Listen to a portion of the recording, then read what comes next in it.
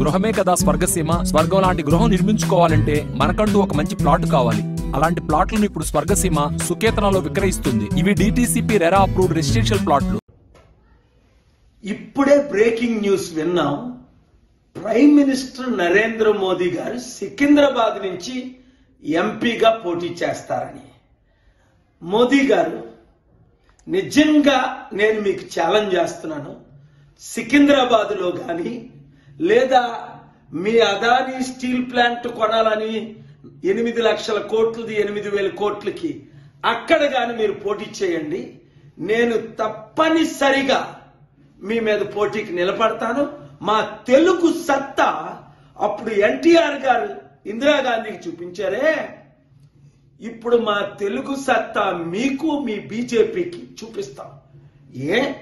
20 కోట్లు ఉద్యోగాలు ఇచ్చారని మీకు ఓట్లేయాలా? సంవత్సరానికి 1,00,000 కోట్లు కాంగ్రెస్ పార్టీ అప్పు చేస్తే మీరు నెలకు 1,00,000 కోట్లు అప్పు చేసి 130 లక్షల కోట్లు అప్పు చేశారని మీకు ఓటేయాలా? ఇచ్చిన వాగ్దానాలు ఒకటి నెరవేర్చలేనందుకు ఓట్లేయాలా?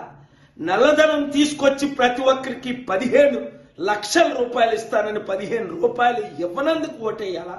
మా 2 తెలుగు రాష్ట్రాల 1,00,000 కోట్లు తీసుకెళ్లి గుజరాత్ను అభివృద్ధి చేసినందుకు ఓటేయాలా? లేదా 25 లక్షల కోట్లు